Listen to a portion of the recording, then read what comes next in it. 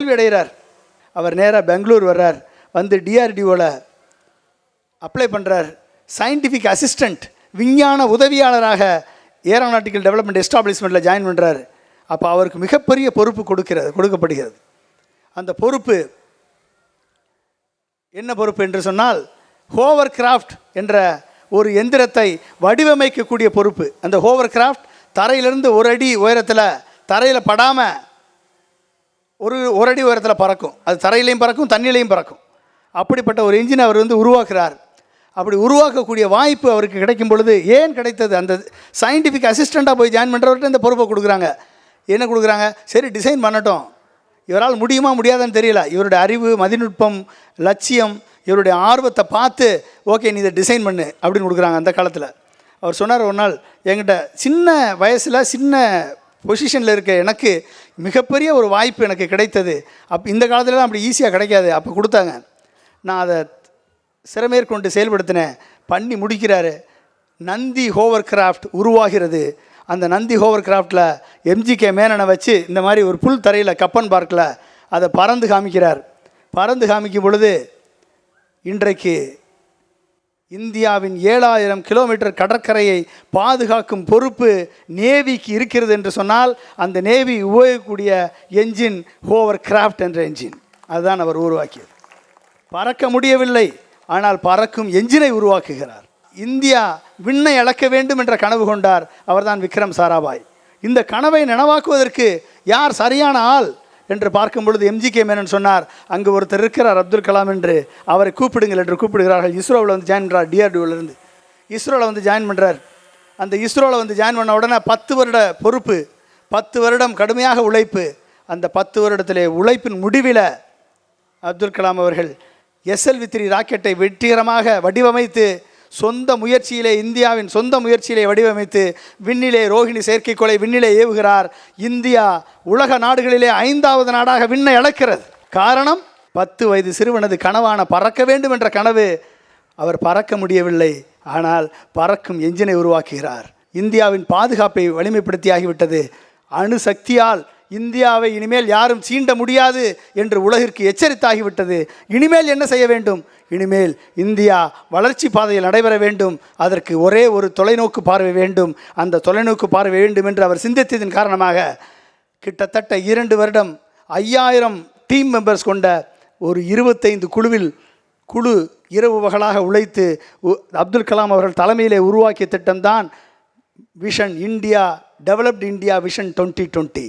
வளர்ந்த இந்தியாவை 2020க்குள் உருவாக்கி காண்பிப்போம் என்ற லட்சியத்தை அவர் உருவாக்கினார். அதை பாரத பிரதமரிடம் சமர்ப்பித்தார், பார்லிமெண்ட்டில் சமர்ப்பித்தார். அப்துல் கலாம் உருவாக்கிய டெவலப்டு இந்தியா விஷன் 2020 இந்தியாவின் நேஷனல் விஷனாக மாறியது. அந்த விஷன் 10 வருடங்களுக்குள் இந்தியாவை agriculture, industry, manufacturing, service sector, இந்த 4 துறையிலும் தொடர்ந்து நீடித்த வளர்ச்சியை, 10% வளர்ச்சியை 10 வருடங்களுக்குள் தொடர்ந்து செய்தால் மட்டுமே 2020க்குள் இந்தியாவை ஒரு வளர்ந்த நாடாக மாற்ற முடியும் என்று 20 வருடங்களுக்கு முன்பாக சிந்தித்தார். அந்த சிந்தனை விதைக்கப்பட்டது. 125 கோடி மக்களின் மனங்களிலே விதைத்தார் டாக்டர் அப்துல் கலாம் அவர்கள். 10 வயது சிறுவனது கனவு எப்படி ஒரு இந்திய தேசத்தின் லட்சியமாக மாறிப்போனது என்பதை மட்டும் பாருங்கள். ஒரு கனவு லட்சியமாக மாறினால் அந்த லட்சியம் ஒரு நாட்டை வளப்படுத்தும். ஒரு கனவு லட்சியமாக மாறினால் அந்த லட்சியம் 125 கோடி மக்களின் வாழ்க்கையிலே ஒரு வசந்தத்தை ஏற்படுத்தும் என்று டாக்டர் கலாம் அவர்கள் நம்பினார்கள். நண்பர்களே, அப்படிப்பட்ட லட்சியத்தை உருவாக்கக்கூடியவர்கள் யார் என்று அப்துல் கலாம் பார்த்த பொழுது அவர்கள்தான் எனது இளைஞர்கள். 64 கோடி இந்திய இளைஞர்கள் என் கனவை, லட்சியத்தை அவர்கள் மலரச் செய்வார்கள். அதை வெற்றியடைய உழைப்பார்கள் என்று அப்துல் கலாம் அவர்கள் நம்பினார்கள். 20 வருடங்களுக்கு முன்பாக சிந்தித்து 2020 அப்துல் கலாம் இந்தியா ஒரு வளர்ந்த நாடாக மாறும் என்று திட்டத்தை கொடுத்தார். 2050 உலக மக்கள் தொகை 9 பில்லியன் கொண்டதாக மாறும் பொழுது இந்த உலகத்திற்கு உணவளிக்கக்கூடிய 2 தேசம் சைனாவும் இந்தியாவும் தான். சைனா இன்றைக்கு 2000 கிலோமீட்டர் நதிகளை இணைத்து நாங்கள் அந்த சவாலிற்கு தயார் என்று உலகிற்கு அறைகூவல் விடுத்து காத்து கொண்டிருக்கிறது. ஆனால் சைனாவை விட நீர்வளத்திலும் சரி, நிலவளத்திலும் சரி, மண் வளத்திலும் சரி, மனித வளத்திலும் சரி அதிக வாய்ப்பை கொண்ட இந்தியா இன்னமும் சிந்தித்து கொண்டிருக்கிறது. நீங்கள் எந்த துறையை தேர்ந்தெடுத்து படித்தாலும் சரி, அந்த துறையிலே வருங்கால இளைஞர்கள், மாணவர்கள் தலைவர்களாக உருமாற வேண்டும் என்ற கனவை விதைத்தார். எப்படிப்பட்ட தலைவர்களாக வர வேண்டும் என்று சொன்னார். தலைவர்கள் என்றால் what can I do for யூன்னு என்னைக்கு நீங்கள் சொல்கிறீங்களோ அன்னைக்கெல்லாம் நீங்கள் தலைவர்கள். நீங்கள் யார்? நீங்கள் தலைவர்கள். நீங்கள் எந்த துறையை தேர்ந்தெடுத்தாலும் சரி. அப்துல் கலாம் எதிர்பார்த்தது what can I do for you என்று கேள்வி கேட்கக்கூடிய என்ஜினியரை, what can I do for you என்று கேள்வி கேட்கக்கூடிய டாக்டரை, what can I do for you என்று கேள்வியை கேட்கக்கூடிய ஐஏஎஸ் ஐபிஎஸ் ஆஃபீஸரை, what can I do for you என்று கேள்வி கேட்கக்கூடிய டீச்சரை, what can I do for you என்று கேள்வி கேட்கக்கூடிய தொழில் அதிபர்களை, தலைவர்களை உருவாக்க வேண்டும் என்று அப்துல் கலாம் அவர்கள் பாடுபட்டார்கள். அப்படிப்பட்ட தலைவர்களை உருவாக்கக்கூடிய இடமாக உங்கள் வீடு இருக்க வேண்டும், பள்ளி இருக்க வேண்டும், இந்த நாடு இருக்க வேண்டும். இப்படிப்பட்ட விழாக்கள் எதற்காக ஏற்பாடு செய்யப்பட்டிருக்கிறது? உங்கள் குழந்தைகளின் கனவிலே, அவர்களின் மனதிலே ஒரு லட்சியத்தை விதைப்பதற்காக. நீங்கள் என்றைக்கு உங்கள் குழந்தைகள், உங்கள் மாணவர்கள், உங்கள் இளைஞர்கள் என்றைக்கு நான் தனித்துவமானவன், தனித்துவமானவள் என்று உணர்கிறார்களோ அதை நீங்கள் உணர வேண்டும். பெற்றோர்களாகிய நீங்கள் உணர வேண்டும். நீங்கள் உணர்ந்த அடுத்த வினாடி வரலாற்றிலே ஒரு பக்கம் அவர்களுக்காக ஒதுக்கப்பட்டுவிடும். அந்த பக்கத்தை ஒரு சர் சி வி ராமனை போல், ஒரு தாமஸ் ஆல்வா எடிசனை போல், ஒரு ரைட் பிரதர்ஸை போல், ஒரு மேடம் கியூரியை போல், ஒரு அன்னை தெரசாவை போல், ஒரு ராமானுஜத்தை போல், ஒரு சர்தார் வல்லபாய் படேலை போல், ஒரு ஜவஹர்லால் நேருவை போல், ஒரு மகாத்மா காந்தியை போல், ஒரு அப்துல் கலாமை போல் இந்த வருங்கால சந்ததி திரும்ப திரும்ப உங்கள் பிள்ளைகள், உங்கள் குழந்தைகள், உங்கள் இளைஞர்கள், நமது இளைஞர்கள் வரலாற்றை படிக்க வைப்பது அவர்கள் கனவிலே இருக்கிறது, அவர்கள் லட்சியத்திலே இருக்கிறது. கருணை இருந்தால் வள்ளலாகலாம், கடமை இருந்தால் வீரனாகலாம், பொறுமை இருந்தால் மனிதனாகலாம், இந்த மூன்றும் இருந்தால் தலைவனாகலாம். அப்படிப்பட்ட தலைவர்களை உருவாக்கக்கூடிய நிகழ்வாக இன்றைக்கு லிம்ரா நடத்தக்கூடிய பொங்கல் விழா அமையும். அந்த விழாவிலே கலந்து கொண்டுள்ள அத்தனை பேருக்கும் எனது பொங்கல் வாழ்த்துக்களை கூறி நான் முடிக்கிறேன். நன்றி, வணக்கம். திரு பொன்ராஜ் அவர்களுடைய பேச்சை கேட்டு நம்ம எல்லாருமே சந்தோஷத்துல இருக்கோம். இன்னும் உங்க சந்தோஷத்தை தொடரணுங்கிறதுக்காக அடுத்த சீஃப் கெஸ்ட் பேச இருக்காரு. தமிழகத்தில் இருக்கிற அனைத்து சீனியர் நடிகர்களுமே விரும்பக்கூடிய ஒரே குணச்சித்திர நடிகர், ஒரே நகைச்சுவை நடிகர். ஒரு நடிகர் நகைச்சுவை நடிகராகவும் வில்லனாகவும் நடிப்பது என்பது சாதாரணமாக முடியாது. அது மக்களால் ஏற்றுக்கொள்ளவும் முடியாது. அதுவும் முன்னணி ஹீரோக்களோட சேர்ந்து நடிக்கவும் செஞ்சிருக்காரு. இவர் எந்த கதாபாத்திரம் செய்தாலும் அதே கதாபாத்திரமாக மாறுகிற வல்லமை இவருக்கு மட்டுமே தமிழ் சினிமாவில் சாத்தியம். மரியாதைக்குரிய மனிதர் நடிகர் டெல்லி கணேஷ் ஐயா அவர்களை வாழ்த்தி பேச வருமாறு அன்புடன் அழைக்கிறேன். எல்லாருக்கும் பொங்கல் நல்வாழ்த்துக்கள். நல்ல ஒரு லிம்ராஸோட ஒரு தொடர்பு கிடைத்தது நான் செய்த புண்ணியம். அதனால் பல மாணவருடைய பெற்றோர்களை பார்த்தது அதைவிட புண்ணியம். எல்லாத்துக்கும் சிகரம் வைத்தது போல் இன்று பொன்ராஜ் அவர்களுடைய பேச்சை கேட்டது மிக மிக புண்ணியம். மறக்க முடியாத பேச்சு. அப்துல் கலாம் ஐயாவுடைய புத்தகத்தை படித்திருந்தால் கூட இந்த அளவுக்கு நமக்கு சுவாரஸ்யமாக இருந்திருக்குமா என்று தெரியாது. அதை ரொம்ப அழகாக ஒவ்வொரு சந்தர்ப்பம் எல்லாத்தையும் சொல்லியாச்சு. இன்னும் நிறைய இருக்குது. ஒரு தடவை அப்துல் கலாம் ஐயா கூட ஃபோட்டோ எடுத்துக்கிட்டாலே நான் எடுத்துக்கிட்டேன்னு சொல்லுவோம். அவர் கூடயே வாழ்ந்துருக்கிறார். ஆகையினால கிருஷ்ணகிரியில் ஒரு நண்பர் பள்ளிக்கூடம் நடத்துகிறாரு. அவருக்கு 2 காலும் கிடையாது, ஹேண்டிகேப்ட். அவர் வீல் சேர்லேயே தான் போவார். அவர் ஒரு சந்தர்ப்பத்தை நான் சென்னையில் சந்தித்தேன். நீங்கள் கிருஷ்ணகிரி வந்தால் என் வீட்டுக்கு வரணும் அப்படின்னாரு. நான் ஒரு வேலை நிமித்தமாக ஹோசூர் போகும்போது நான், என் மனைவி, என் பையன் எல்லோரும் அவருடைய வீட்டுக்கு சென்றோம். அங்கு போனபோது அவருடைய பள்ளிக்கூடம் நடத்துகிறார். அந்த பள்ளிக்கூடத்தை சுற்றி காமிச்சார். போய் பார்த்தோம். ரொம்ப அற்புதமாக இருக்குது. அந்த பள்ளிக்கூடத்துக்கு அப்துல் கலாம் ஐயா அவர்களை அழைத்திருக்கிறார். அவர் அந்த ஸ்கூலுக்கு வந்திருக்கார். இவருடைய இந்த 2 கால் இல்லாமல் எப்படி இப்படி ஒரு பள்ளிக்கூடத்தை நடத்துறீங்க? கல்விக்காக இவ்வளோ தூரம், அதுவும் நிறைய ஃபீஸ் வாங்காமல் ஏழை எளிய குழந்தைகளுக்கு தகுந்த மாதிரி ஃபீஸ் வாங்கி நடத்துகிறீங்க. So you are not running a school like a business. ஏதோ ஒரு எஜுகேஷன் கொடுக்கணுங்கிற நல்ல சேவையை செய்கிறீர்கள். அதனால் நான் உங்களுக்கு ஒரு சேவை செய்யணும், எனக்கு பெர்மிஷன் கொடுக்கணுன்னாரு. என்னன்னார், உங்கள் வீல் சேரில் உங்களை உட்கார வச்சு நான் தான் தள்ளிக்கிட்டு போவேன் அப்படின்னாரு.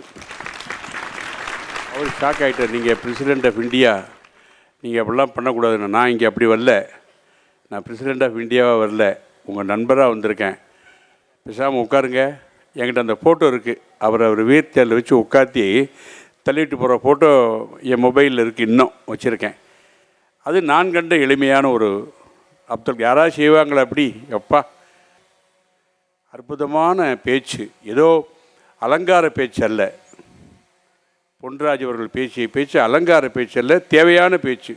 இவர்களை போன்றவர்கள் பேச வேண்டும், நாம் கேட்க வேண்டும். கேட்டால் மட்டும் போராது, கற்றபின் நிற்க அதற்கு தக என்பது போல் அவர் பேசியதெல்லாம் மனதில் வைத்துக்கொண்டு அதுபடி நடக்க வேண்டும். அதுதான் முக்கியம். லிம்ரா நிறுவனத்தில் நான் நிறைய கூட்டங்களில் பேசியிருக்கேன், மாணவர்கள், ஆசிரியர்லாம். லிம்ராவுக்கும் எனக்கும் எப்படியோ சம்பந்தம் வந்தது. ஏதோ வியாபார ரீதியாக செய்யாமல் ஏழை மக்கள்லாம் படிக்கணுங்கிற உன்னத நோக்கத்தோடு. இல்லைன்னா யார் இந்த மாதிரி வெளிநாட்டுக்கு மாணவர்கள் அனுப்ப முடியும்? பொங்கல் விழாலாம் நடத்துகிறாங்க, யாருமே நடத்துறதில்லை. பெரிய ஆலமரம் மாதிரி வளர்ந்துட்டு வருது லிம்ரா.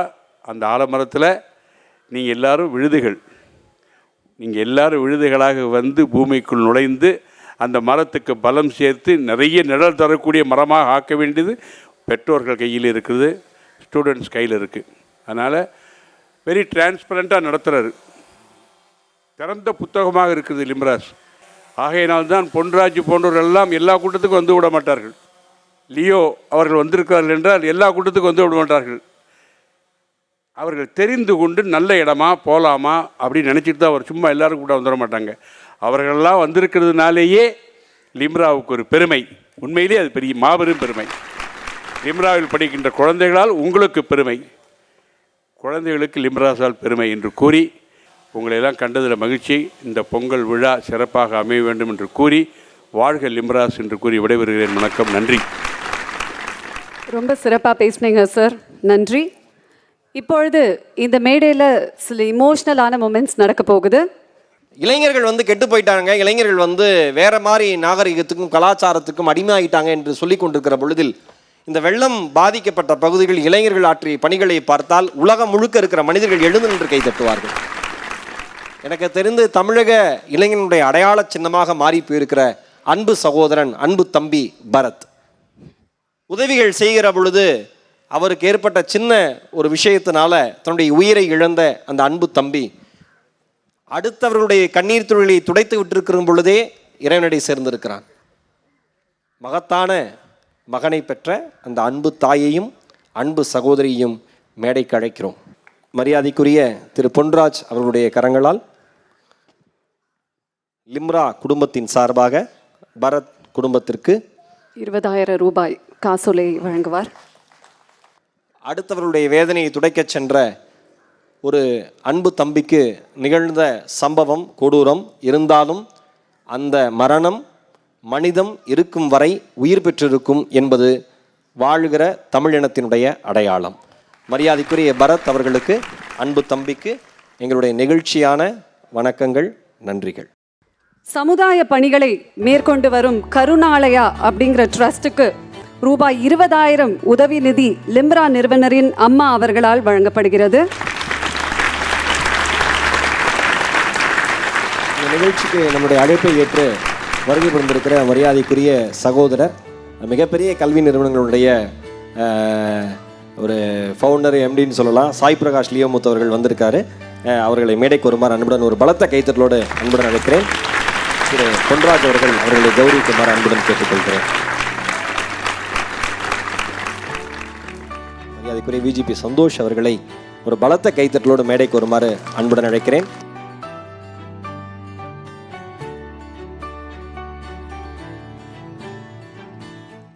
நம்ம விழாவை சிறப்பிக்க இன்னும் ஒரு சிறப்பு பிரமுகர் வந்திருக்காங்க. அவங்கள பத்தி சொல்லணும்னா அவங்கள பார்த்தாலே பொங்கல் ஞாபகம் வரும்.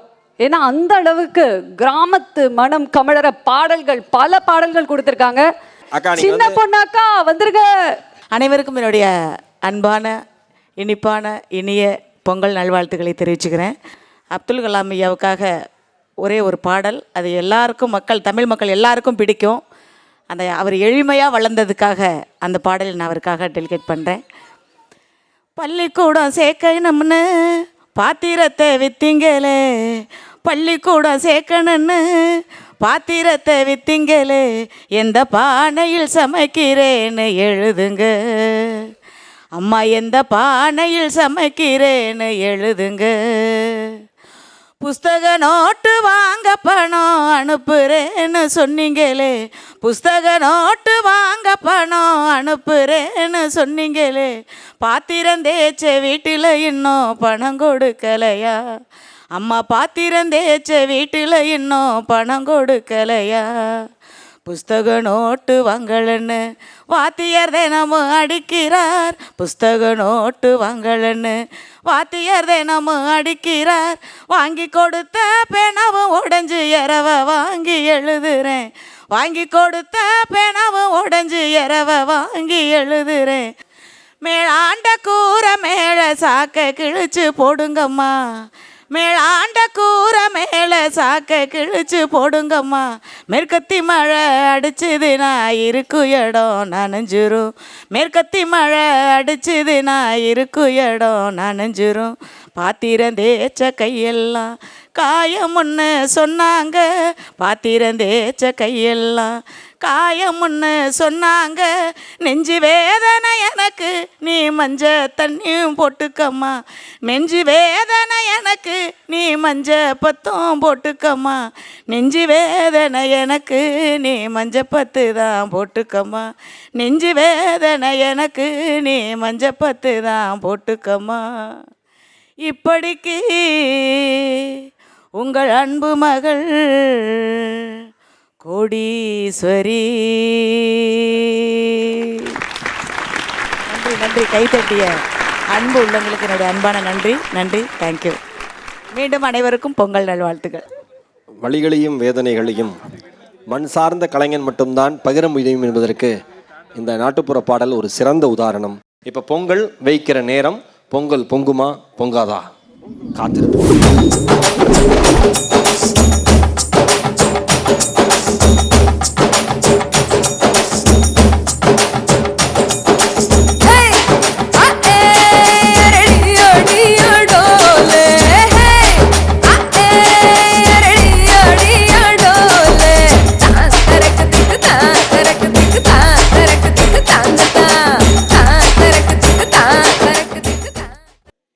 என்னம்மா நீங்க இப்படி பண்றீங்களாம்மா? ஏம்மா என்னம்மா பண்றீங்க எல்லாரும்? ஏம்மா நாங்க என்ன செங்கல்னா சொன்னோம்? ஏம்மா பொங்கலாமா? அது போஸ்ட் ஓட்டுற பசை மாதிரி இல்லாம பண்ணிட்டு இருக்கீங்க. போலீஸை கூப்பிடுவேன். என்ன பொங்கல் இது? சக்கரை பொங்கல் சொல்றியா? பின்னிடுவேன். பொங்கல் சக்கரை பொங்கல். ஏன் அழுகுற? என்ன பிரச்சனை உனக்கு? நீங்க எப்படி பயமுத்துனா எனக்கு அழ வராம. என்ன பிரச்சனை? நீங்க அப்படியே பார்க்க திடீர்னு அப்படி பயந்துட்டு வர மாதிரி வரீங்க. என்ன பொங்கல் பொங்குனதெல்லாம் உள்ள போயிடுச்சம்மா. பாலை ஊத்துமா. உங்களை பார்த்து கீழே படிச்சது. பேர் என்ன? பொற்கொடிமா. என்ன என்ன கொடி? பொற்கொடி. பொற்கொடியா? இந்த நீ ஏமா அப்படி சிரிக்க?